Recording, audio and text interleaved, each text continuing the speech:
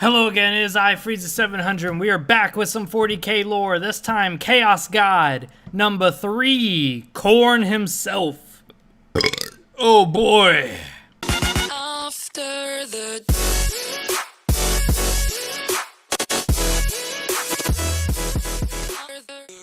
So before the video gets started though, just know that I'm at 98 subscribers as of this time.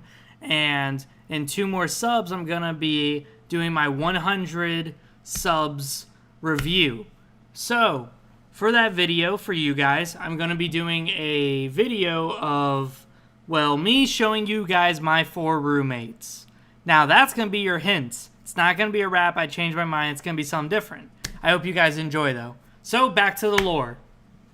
Now, Khorne is a chaos god. He's actually the second oldest. So there's first Nurgle, he's the oldest, and then there's Khorne. Because after all, anger, bloodshed, rage, this is a very natural thing whether or not humanity exists.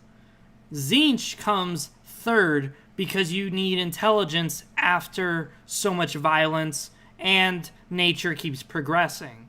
That would be Tzeentch. Because after all, he's progress. And this is intelligence, that's Tzeentch's thing. Which Khorne doesn't like. And then there's Slaanesh, which is now that you have intelligence, now that you are fully grown out of natural environment, now that you've been killing yourself for over 1,000,000 years, now it's time to sit back and just slut yourself out.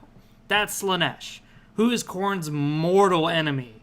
That is just... Khorne hates Slaanesh. And that's something you have to really get out of this, is that Khorne and Slaanesh both murder people, and this is the difference between the 2 chaos gods, is that Khorne kills you simply, nicely, bloodily, and that's it. Just one chop, boom, that's it. He killed your ass. That's all he's got to do. Because after all, Khorne represents power, strength, brutality. But Slaanesh would kill you in a painful way. So 1,000 cuts would kill you, yes, but all that blood spilled isn't going to Khorne because they're not lethal cuts. These are cuts to make you suffer, cuts to make you cry in pain. These powerful emotions of pain and pleasure go to Slaanesh, which is what pisses off Khorne the most, is that all this potential, all this death is actually being stolen from him. All this power that he could have had is being stolen and usurped from him by Slaanesh, which is why he wants to grab that femboy pussy and just strangle it with his fucking chain axe.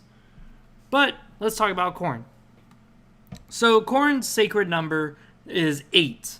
We don't know why, we just know that 8 is the way his legions form, 8 is the way that his squads are done, 8 is really the way that everything is done with him.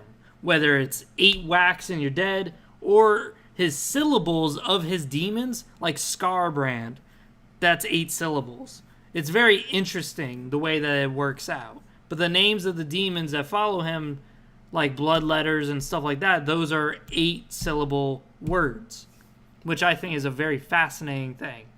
So, interestingly enough though, Khorne represents brutality, strength, survival of the fittest. This is stuff that an orc would like. So why do orcs not follow him? Well, there are orcs that follow Khorne, but they're called freebooters because it's considered unorky to not worship Gork and Mork. So essentially, they're so stupid that they don't realize that Khorne is better for them than Gork and Mork. Because Gork and Mork have some tactics to them, whereas Khorne doesn't give a fuck. That's the next thing about Khorne. Khorne doesn't really have much strategies, but don't take that as in he's stupid.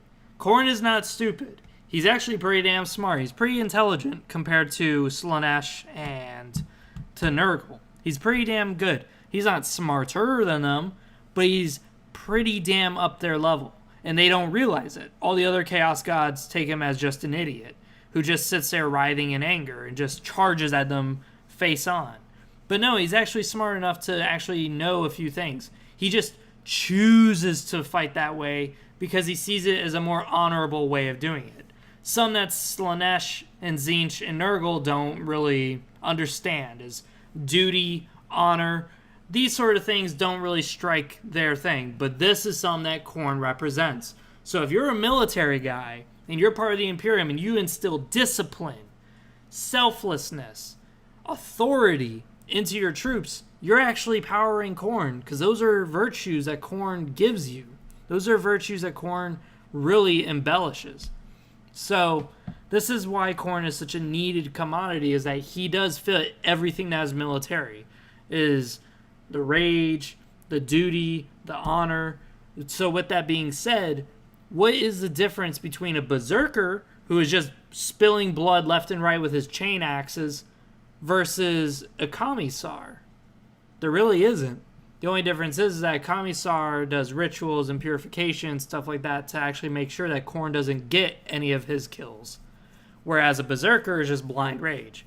But if you really look at it, an honorable warrior who stands there stout and devout in what he believes in his line of duty, not in a god, but in his belief of duty, and just holds the line and just slaughters huge hordes of monstrous beasts, that feeds Khorne just as much as his berserkers all dying by this man's sword. So this is why Khorne is a very interesting character. Now, what does Khorne give to his followers? Now, this is the real question, is like, why would I, part of the Imperium, follow Khorne? Well, Khorne gives you power. Not just power like Tzeentch does. Tzeentch gives you magical power. Tzeentch gives you intelligence. Slaanesh gives you pleasure. Nurgle gives you disease. But Khorne, he's an interesting one, because he gives you power. He makes it where you don't have to go to the gym to become swole as fuck. Nah, if you just murder your wife and kids out of just a blinding rage because you can't stand the fact that Timmy forgot his shoes at school, and you just can't stand the way your wife's bitching at you, and you just murder them all, well, Khorne could bless you with the mark of Khorne, in which case, who knows what could happen, but you could either grow talons in your hands, so now you got claws to just rip people to shreds, or you could just become buff as fuck, and no matter how many days you go without working out, you still stay huge Arnold Schwarzenegger buff. Just huge pecs. Yeah, this is what Khorne could provide. Now, at the same time, some of Khorne's blessings are more just aesthetic. Like some Khorne berserkers don't have increased strength, but instead they just look more like beasts, like wolves, like bulls. They look more animal than man. And that's also something that sticks out about Khorne, is that he is that old, that he's really embedded into nature itself. So Nurgle and Khorne, they have no beef with each other, and they're kind of stuck together too. After all, they're the oldest, so it's probably likely to believe that Khorne and Nurgle were friends at first, before all this other bullshit. Which would make sense to me, because after all, there are some very hateful fucking animals out there. Now, the thing with Khorne that's very interesting to me is that Khorne doesn't give a fuck who dies. As long as the blood is flowing, that's all he cares for. So really, he's like a giant vampire god who just wants blood. And in his realm, he actually drinks the blood of his own champions. That's kind of weird, right? And he has his own river of just straight up blood. His own dimension, by the way, is literally just a war ground that is just endless war. Speaking about war, how do you worship Khorne? That's the biggest question that we have. How do I go about daily worshiping Khorne? That's a simple question. See, Khorne hates it if you build temples. He hates it if you do rituals. He hates it if you just worship him and pray. No, this isn't how you worship me. The way you worship Khorne is by going out and killing someone in a blinding rage. Now, here's the problem with that. So, on one hand, it's a really easy way of worshiping Khorne.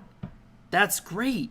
It's not tactful. It's not like I have to collect 1,000 lavender rose petals. No. Nothing exquisite. Nothing complicated. Just simple, go out and kill somebody in a fucking anger fest. Or go out and have vengeance on the guy who raped your daughter and murder his ass. Something very simple. And that's a good way of worshiping Khorne. And Khorne will bless you regardless what your justification is, as long as it's simple and it's murder of some extent. And it's bloody.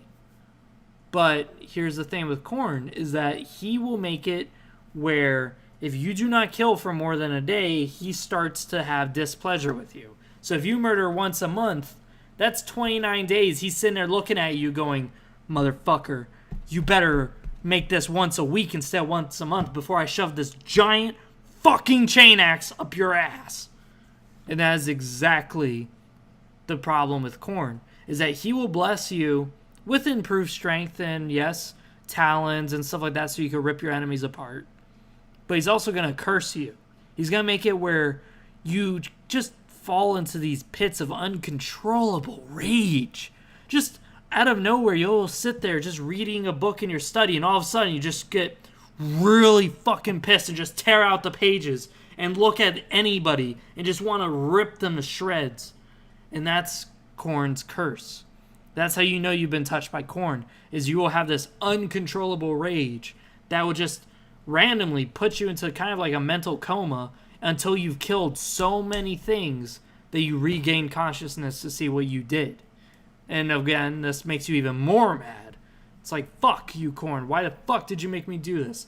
And that's perfect. Khorne doesn't really care if you hate him or not. He's going to feed you strength whether you like it or not.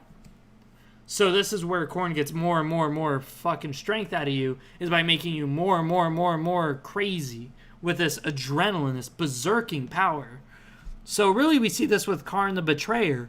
But Khorne the Betrayer has been so deep into Khorne's services that by this point, he's pretty much in an indefinite coma, and only when he is put in a battlefield will he wake up.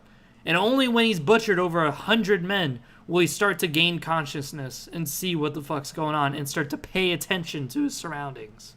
And this could be 100 men, friend or foe.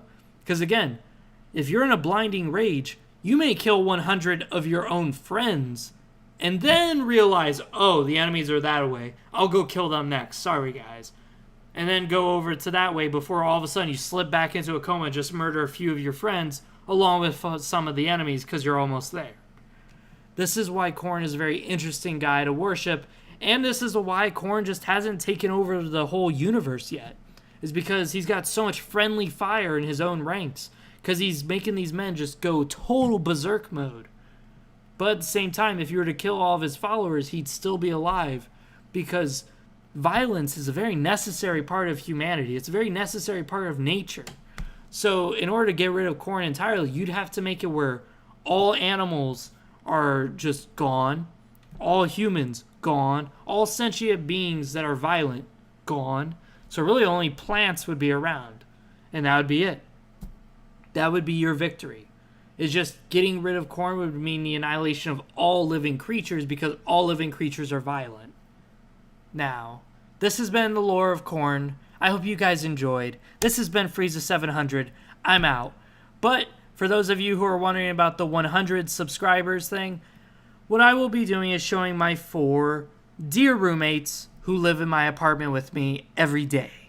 And that video is going to probably happen tomorrow. Even if I don't gain the 2 subscribers, I just feel like doing it because I know that I'm still going to gain subscribers later in the future.